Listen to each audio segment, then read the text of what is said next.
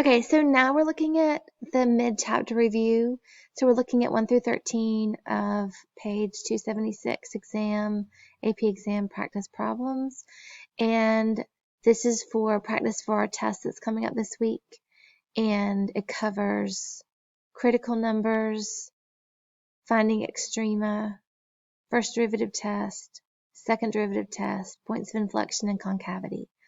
So number 1, what are the critical numbers for f of x? So we have f prime of x equals 12x squared plus 12x minus 72 and 0, or 9. We need to set this equal to 0. We're going to take out 12. That's x squared plus x. 12 goes in there 6 times. Negative 6 equals 0. 12 doesn't equal 0, so we can factor this. X minus 2. X plus 3. X equals 2 and negative 3 are critical numbers. And then this was actually a multiple choice question.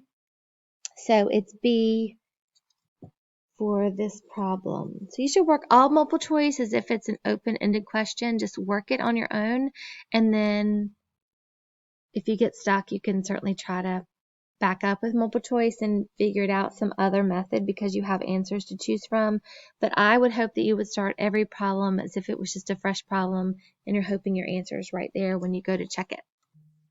Number 2, this is a popular kind of question and it's like 3 questions in one. So the graph of the function is shown. F prime of x is greater than 0 for all real numbers. So here it appears that it has a horizontal tangent, which means that it's equal to 0. So this is not true. Number 2, the second derivative is less than 0. That means it's negative. That means it's concave down. And when we get to positive 1, this looks like this piece, which is concave down. So I'm going to say this is true. And then this is greater than 0, which means positive. So it looks like this. And at 1, it changes to an up parabola. So this is also true. So this is the one that says 2 and 3 only. That's B. 2 and 3 only is B for number 2. And number 3, they've given us a position function, and they're asking what's the maximum velocity. So we're not looking for the maximum height. We're not looking to take this and take a derivative and find its max. We're looking for the maximum velocity. So we define s prime of t equals v of t, and take its derivative, negative 3t squared plus 6t plus 9. If we found the 0 here, that would help us find the maximum for this one. We need maximum velocity. We need to go one step further. So s double prime of t equals v prime of t equals a of t. And so that's going to be negative 6t plus 6.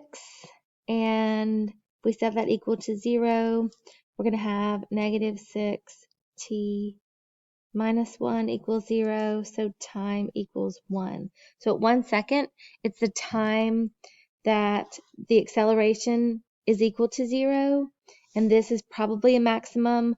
We can check by doing a derivative test on it, because it's going to tell us v prime of t, mins and maxes. So at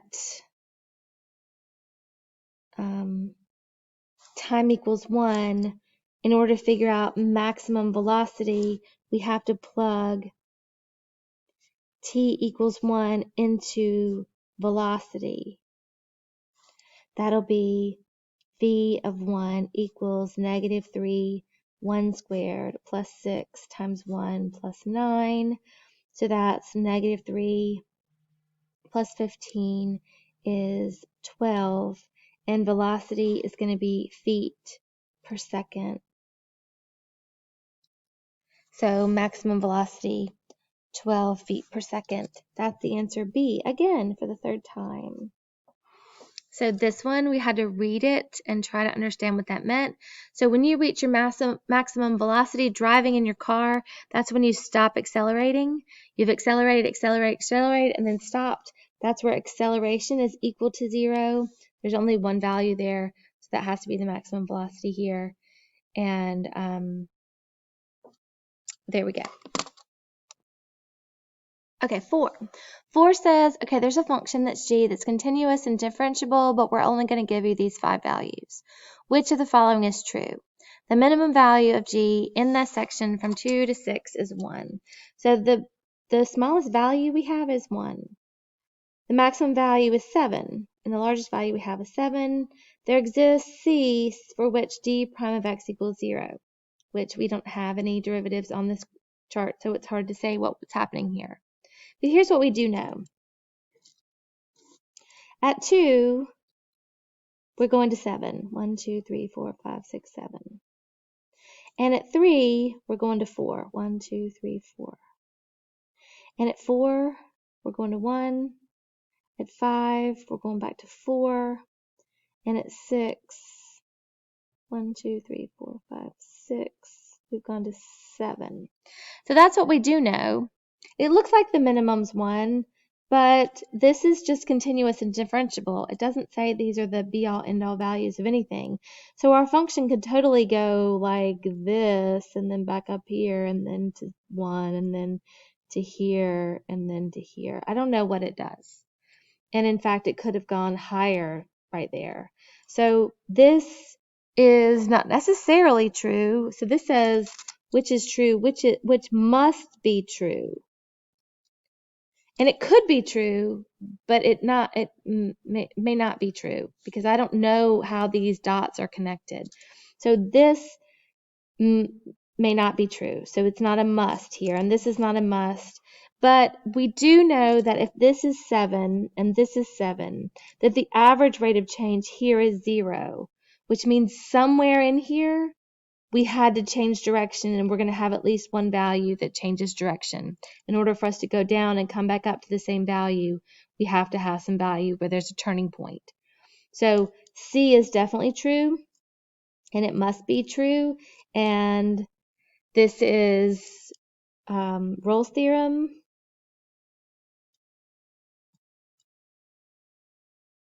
With the O for 0 slope, saying that if the average rate of change equals 0, then there must be a value in here for continuous and differentiable function where we also have a 0 value. So here's 1, here's 1, here's 1. We could have more than 1, but we at least have 1. So it has to be C for number 4. So they finally gave us a different letter there. Oh, and D. I'm sorry, there could be D. G prime of C is less than 0 for 2 to 4. So from 2, 3, 4. So we had to get back up to this point. So it says it's less than 0. So we did have it going down, but in my example, I showed it going down and back up. So D isn't necessarily a must be true, because F prime of whatever is not always negative. We just don't know. So there's me drawing a counterexample for number 4. All right, so number 5 I've drawn out for you, and number 5 is, we got to think a little bit here. So for A, we're trying to figure out which one of these is true. So let's think about them. F double prime of 2, this is 2, says that we're talking about concavity. So this is concave up, which means the second derivative is positive. We know that f of 2, because this is f of 2 is 0. So positive less than 0, it's not A. This again is positive less than f prime of 2. So f prime of 2 is the slope of this graph, and it's negative. So that's not true. F of 2 is 0. F prime of 2 is negative. So that's not true. So let's hope it's this one. F prime double prime of 2 is concave up greater than 0, positive greater than 0. So it's D for number 5. So I'm just thinking about what it means to be all those different kind of notations and thinking through it in a very, very simple way, but it led me to the right answer for number 5, which is D. 6 has us go back and remember the inverse trig functions and what their derivatives are. So the derivative is going to be 1 over 1 plus the argument squared for our derivative, and then we're going to multiply it by if we had an argument here. So we're going to say the argument prime. So that's going to be 4x squared, and this is going to be 4x prime. That's going to be 4 on the top, and 1 plus 4 squared is 16. X squared is x squared. And so that gives us A for number 6.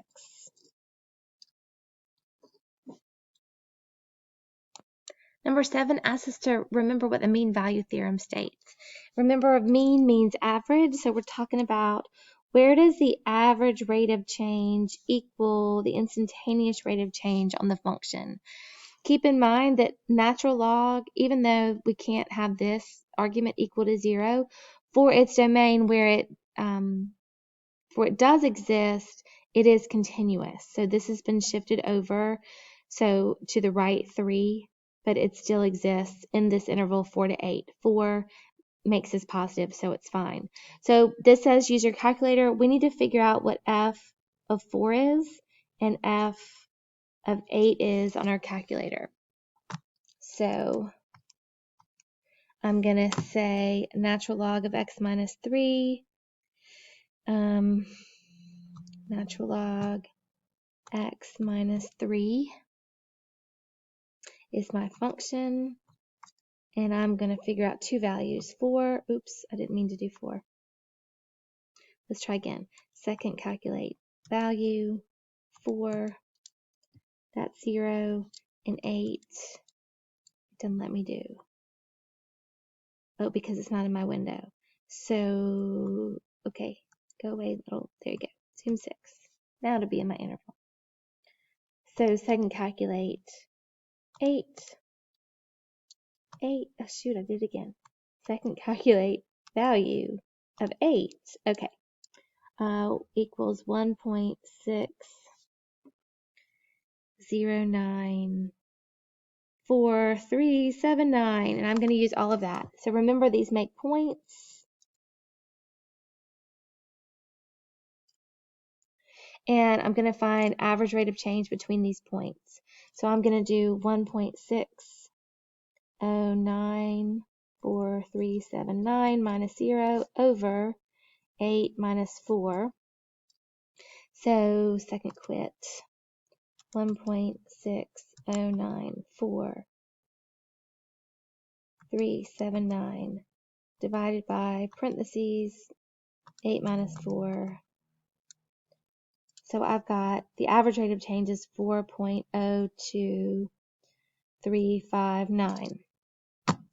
So what does that need to equal? That needs to equal the derivative. So I need to take a derivative, f prime, of natural log of x minus 3 is 1 over x minus 3. I need to find out where I need to find the x value here that makes the instantaneous slope equal to the average rate of change, so 0.40239. And you could do that with two graphs and find the intersection. Since you're using a calculator, you could do that any way you wanted. You could cross multiply and then solve. I'm going to graph it 1 divided by parentheses x minus 3, and then I'm going to graph 0.402359.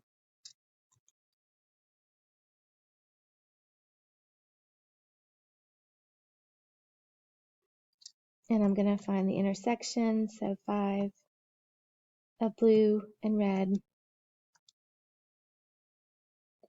And there's no sign change. Oh, because I'm on the wrong side of that graph. I did need to guess here. Second, oops. make quit go away. Second, calculate. Intersection, so there's no crossing here. I need to go over here. First curve is blue. Second curve is red. Guess. I need to go over here and guess. Oh, you know what? It's not going to do that curve at all. It's going to say the same thing. Oh, no, it did. Good. Okay, so it happens at 5.485. X equals 5.485.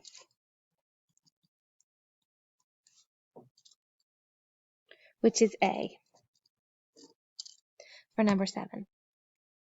So mean value theorem means average here. You need to find the average rate of change and where that equals the derivative. And in this case, we were able to use a calculator to solve it. For number 8, I'm answering wholesale without any multiple choice. So in number 8A, they ask, where is f increasing? So I'm going to answer that with part of the question as my answer. F is increasing on, so I'm talking about the slope of f. I'm talking about the first derivative increasing as positive. So I'm going to say f is increasing on negative infinity to 4 with a soft bracket because it doesn't have any slope at 4. Then I'm going to look at B. Does B have a relative maximum at x equals 4? B. Does F have?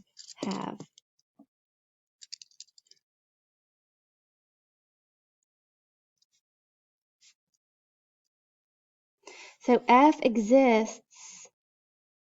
Did I write that backwards? F of 2 equals 4.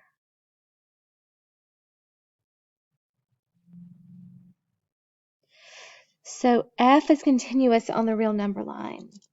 F is continuous, which means that the function exists everywhere. It doesn't have a slope at x equals 4, but it changes, so it exists here, and that makes it a critical number. And so at x equals 4, it goes from positive to negative. And so, yes, there is a max. Yes, x equals 4 is a max because, and there's 2 ways you could write this answer. F of x changes from increasing to decreasing, or you could say because f prime of x is greater than 0 and changes to f prime of x is less than 0 at x equals 4. So you can either say increasing, which means you're talking about the derivative, or you could explicitly say the derivative that it is positive and negative. And you could have said positive to negative. So there's a third way you could have said it. Then they ask for the x-coordinate of the point of inflection, and the possible points of inflection are going to be here at x equals 4 because it changes sign. So the x-coordinate of the point of inflection would be x equals 4 because f double prime of x changes sign at x equals 4. And x equals 4 exists because f is continuous. So even though it doesn't have a second derivative here, the point does exist on the original equation. Question D says, does the mean value theorem apply? And mean value theorem, it has to be continuous and differentiable. Here it is not differentiable, so no. That's supposed to say no. No, f of x is not differentiable at x equals 4. So you can't use the mean value theorem there. Okay, and for E, they want us to graph it. So sketch a graph. So let's see. I already know this is up. I know this is this way, so it's going to be part of concave down. Oh, hello. It's going up. So it's part of concave up, down, but it's going this way. So it's increasing, doesn't exist, and then this is part of concave up. So it's this part of concave up. So my actual function at 4, 1, 2, 3, 4, 5, 6, 7, 8. So it's going to be increasing and concave down to 4. So I don't know exactly what that looks like, but it's something like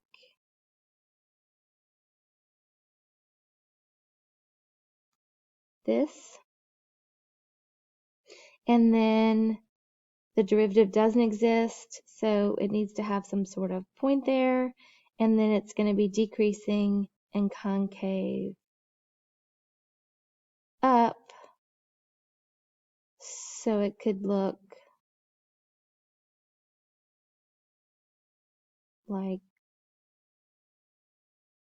this, like a wave, sort of. So this is concave down and going up. This is concave up and going down. And I made it so there's no derivative there.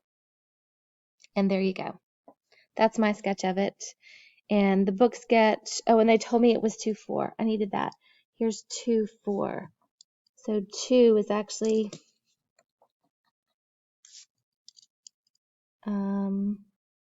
forgot they gave me the other information. So 1, 2, 3, 4, 5. So 2, I'm here.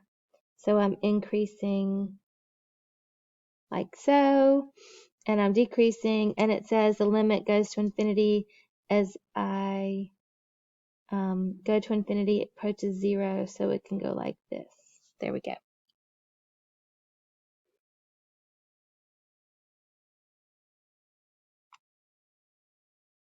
Again, your answer could look a little bit different. The book's actual answer, looking at theirs, they had 1, 2, 3, 4. They went up and then down, and then they were above it. So very similar, but I was just thinking through it without looking at their sketch, because that means I'm sketching more organically than just keeping off their picture. All right, so that was 8. All right, 9, relative extrema. So f prime of x is going to be 3/2 x squared minus cosine of x. 0 equals 3/2 x squared minus cosine of x. Okay, so I put this in the calculator. This was a technology allowed problem. I can't factor this, so I'm just going to throw it in a calculator. Here's the graph of it. It has 2 zeros. That's where it's equal to 0, so I'm going to find zeros. I already found this one on the left. It's right here. I want to find the one on the right, so I'm going to be on the left of it, be on the right of it, and it's at the same value but positive. So plus or minus, those are my two values. So what does that mean? That means I need to do a first derivative test. I need to put in negative 0.7108, and then positive 0.7108 into my derivative and find out what I have. Well, this is actually my derivative. I can just look at it and I graph my derivative. So if you look, if I trace it over here, these are positive values because they're above. These are negative values in between, and these are positive values. So that means that my function is going up and then down. So this is a maximum. So relative extrema, this is going to be the point, negative 0.7108. I'm going to find the point in a minute. This is a maximum. It just says find them. It doesn't say justify, so I can just, 9. What does it actually say? approximate the relative extrema. It doesn't say, so I'm going to find the points. 0.7108 positive, that's going to be down, and then up is a minimum. And so I have to plug them into the original function. So when I go find value of the negative one, I found 1.473. Now I'm going to do 0.7108 and get 0.527. So I found my relative extrema with, I used this, but that's not my answer. Here's my answer. B wants me to find the tangent line approximation. So I need to make a tangent line. I need a point pi over 2 and the y value, and then I need slope at pi over 2. So that means I'm going to say, let's see, my original function is the x cubed. So if I go to it and say second calculate value, it's graphing my derivative now. So the value of pi over 2, second pi divided by 2. In blue, that's my original function. That is 1.938.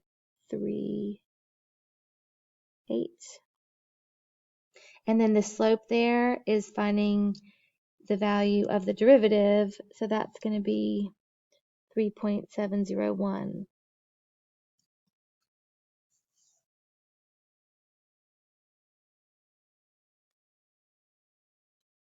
And that's going to be, that's not how they gave their answer, but this was a technology problem. So y, I'm going to say y minus 1.938 equals 3.701 x minus pi over 2. Use your tangent line approximation to approximate the value of f of 1.5. So see, f of 1.5 is approximately, I'm going to move the 1.938 over, plus 3.701. I'm going to plug in 1.5 right here now into x right here, minus pi over 2. So that's 1.938 plus 3.701 parentheses 1.5 minus pi divided by 2. 1.676.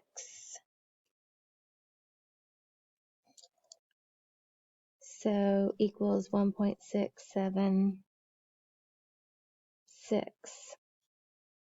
And so then they ask, is your approximation underestimate or an overestimate of the actual value? Justify your answer. So let's look at the graphs. I'm looking at, let's find the value of 1.5. Okay, so that's right here.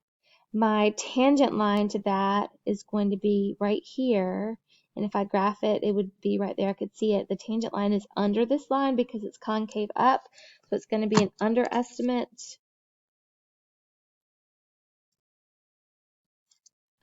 Because f double prime of 1.5 is greater than 0 for number 9.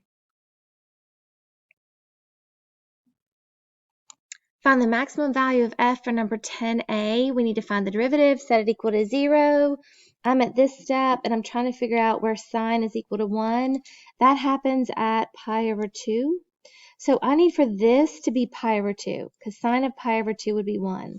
So if pi over 2 were equal to 2x, I'd divide both sides or multiply by 1/2.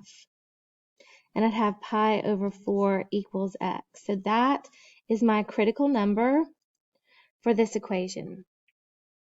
Then I need to find the maximum value. So if that's the critical number in this interval, I need to do a candidate's test. I need to check 0 I need to do f of pi over 4, and I need to do f of pi. Because on a closed interval, my function could go like this, and it could be something in the middle, or it could be one of the endpoints. So f of 0 is going to be 0, plus cosine of 0 is 1.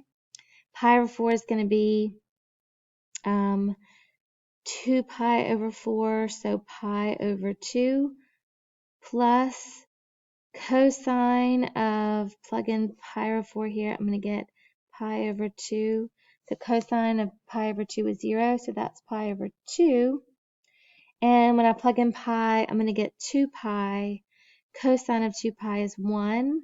And so this one is the largest value in the interval. So it does look like this. It just happened to look like this, where the endpoint is the maximum value of the function. So find the maximum value. The highest y, which is the maximum value, is 2 pi plus 1. So answer their question. Write it out. For B, the mean value theorem, it says explain how. 2x is continuous everywhere. Cosine is continuous everywhere and differentiable, both of them. So f of x is continuous and differentiable for all real numbers. Then we have to use the mean value theorem to find out what happens at 0 and pi. F of 0, f of pi, we already have those. So 0 and pi, that average value is going to be 2 pi plus 1 minus 1 over pi minus 0, or pi. So that's going to be 2 pi over pi, which is 2. So now we need to find out where the derivative f prime of x equals 2. So we're going to take this derivative, which is 2 minus 2 sine of 2x, and that's going to be, move the 2 over, so 0 equals negative 2 sine of 2x. So we need 0 equal to sine of 2x, and that's going to happen where sine is 0 in this interval. That's going to happen at, it has to happen in the middle. So we need it to be, if we put pi over 2 in here, so x equals pi over 2, that would be sine of 2 times pi over 2, which would be sine of pi, and that equals 0, so this happens at pi. It has to be somewhere on the inside of the interval here, so it couldn't be the endpoints, it had to be some other value. And so I thought through it and figured it out that way. For number 11, they gave you a picture. For what values of x is f increasing? So this is actually the derivative graph. So f prime of x. That's really important to notice, because otherwise you just look for increasing, and we're not looking for increasing, and this should be round. It's not a perfect graph. Anyway, for what values of x is f increasing? F is increasing where f prime of x is greater than 0. So it's not greater than 0 over here, so it's increasing here from 0 to 2. From 0 to 2. This went through at 2.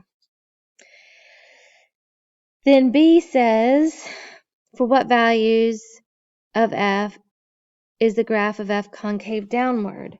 B, f concave down. That means that f double prime of x, if it's down, it's going to be less than 0, which means f prime of x is going to be decreasing. So decreasing means a second derivative. and means negative.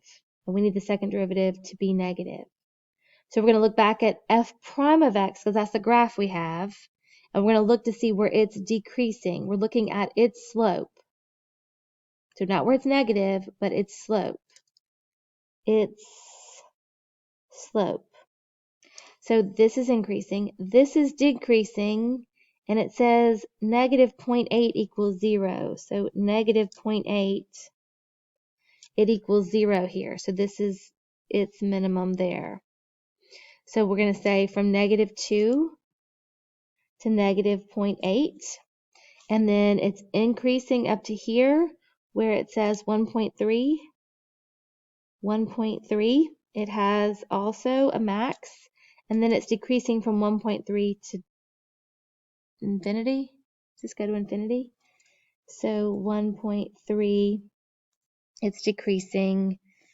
And I am not sure where they're going to stop that. Did I say infinity? All right. Because they gave us infinity up here.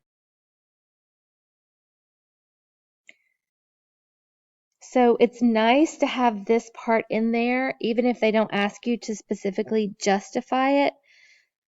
But they do say justify your answer. So I have f prime of x is decreasing. That's enough to justify this. So concave down here and here. C says is, let me write this down.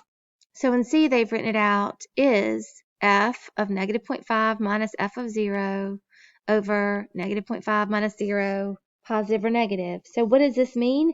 This is the slope equation. So they're asking, is slope positive or negative right here? So negative 0.5 to 0. This piece right here. So that means slope is f prime of x, and f prime of x, you can see, is negative here. F prime of x is negative. Therefore, slope is negative there.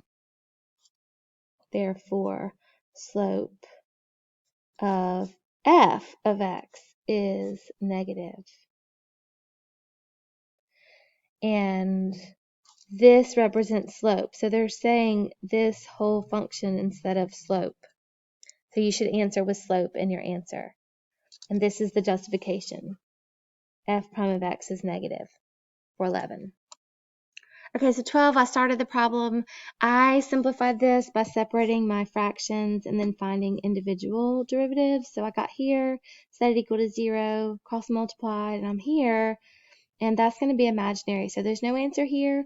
But looking at the derivative, because x is in the denominator, I have one critical value or critical number equals x equals 0 because it doesn't exist there. Now that means that if I do the first derivative test and I plug in 0, I can check on either side. Now it won't be a min or a max because 0 is not in the domain of the original function, so there's no value there. You'd recognize that as an asymptote, vertical asymptote from pre-calculus.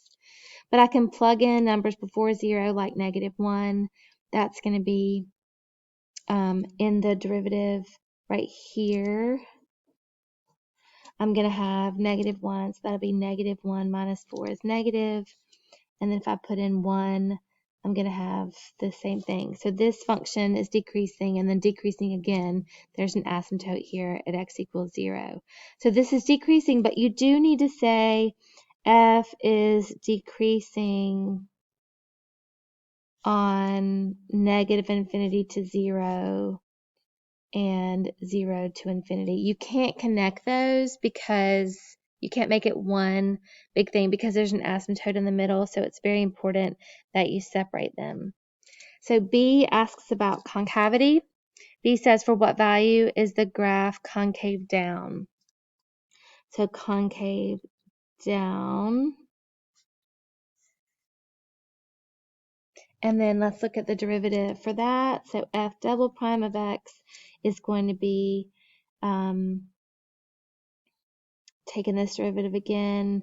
So this is negative x to the -2. That's going to be equals 2 x to the negative 3 plus 0. And so we're going to plug in values. So if I set this equal to 0, I still don't have a value to figure out. So I'm going to say that the second derivative does not exist at x equals 0. And I'm going to check values on either side. I can do that really quickly. I don't even need to draw it, but here I'll draw it. So this is f prime of x. This is f double prime of x, 0. Concavity would be negative on this side and positive on this side if I plug in numbers on the other side of 0. So this represents concave down from negative infinity to 0. Now the graph of this is concave up. If you look at it graphed on the calculator, it like has an asymptote here at 0, and then it goes really sharply down and then really sharply up. Or does it go the other way? It goes, I'm sorry, it goes like this, so it's concave up. But the graph doesn't exist at x equals 0, so there's no point of inflection.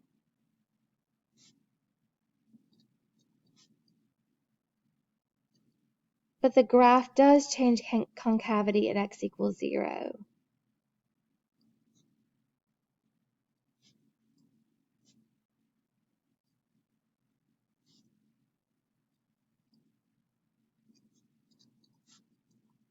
Where the point of inflection doesn't exist, it still changes concavity there for number 12. For 13, they give us this picture. They tell us that this is the derivative graph, f prime, and it exists everywhere. The derivative graph does. F is differentiable for this, means we're not taking the derivative of this, so these points don't matter where it's got a sharp turn. However, this derivative exists at all of these points. And they tell us that the second derivative of negative 4 equals 0, so that means right here, the second derivative is 0. A, find f prime of negative 1. So f prime of negative 1 is here, because this is the graph. We need to find out what that point is. And it lies on the line between negative 3, 0 and 0, negative 1. So that line has a slope of negative 1/3, a y-intercept of negative 1. If we plug in negative 1 into this line, we have the value. So that's negative 1/3 times negative 1 minus 1. That's negative 1 plus 1/3 equals negative 2/3. So that's A. For the intervals where f is concave, what did they say? Concave, oh no, x values where f has relative extrema. From negative 5 to 0, relative extrema for f, question mark. So that's B. So we're looking where the derivative changes from positive to negative. So we're looking at this value right here, which is negative 3 at x equals negative 3. F prime of x goes from positive to negative. So that's a maximum at, and that's it. So at x equals 3, we have a maximum, and we should call it a relative max. It doesn't change sign anywhere else, but the derivative is 0 here. That makes that a critical value. It's positive and then negative. That means it goes up and down. This is a maximum value. I don't know what the value is, but I know it would be a relative max if I was to look at the original function. C, find all the intervals where the graph is concave down. So concave down indicates the second derivative of x is going to be negative, and that means that f prime of x is decreasing. So I don't have a simplified interval here like I did for B, so I'm looking for the derivative to be decreasing. This is the derivative. It's decreasing from negative 4 to 0. -4 to 0. So I'll just put them both as open. I'm looking for where it's going down, and it's going down the whole way. It stops through 0, but that doesn't matter to me. And this is +2 on my, no, it's +1. So 1 to 4 and 1 to 4. My graph is decreasing on those intervals for C. And you should think through all this and write it all down. This means f double prime of x is negative, f prime of x is decreasing, and both of these you should write down. That way you covered all of your bases with true statements, and there's justification there. And then D, oh, we've got an E too. Let me squeeze that up there. D.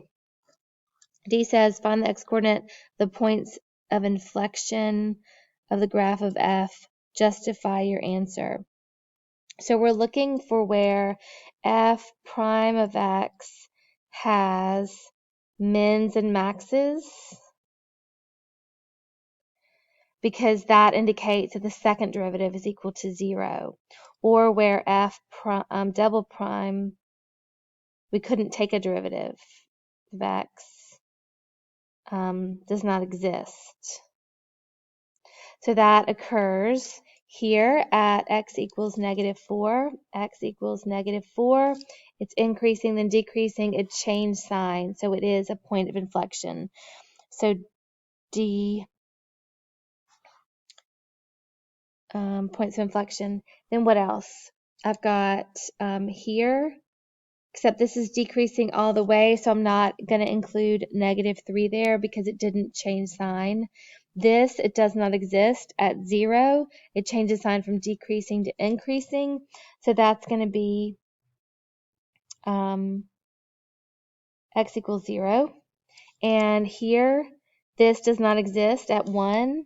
X equals 1, and it went from increasing to decreasing. F double prime of x change signs.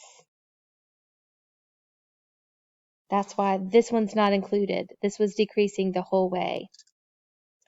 And then we've got E.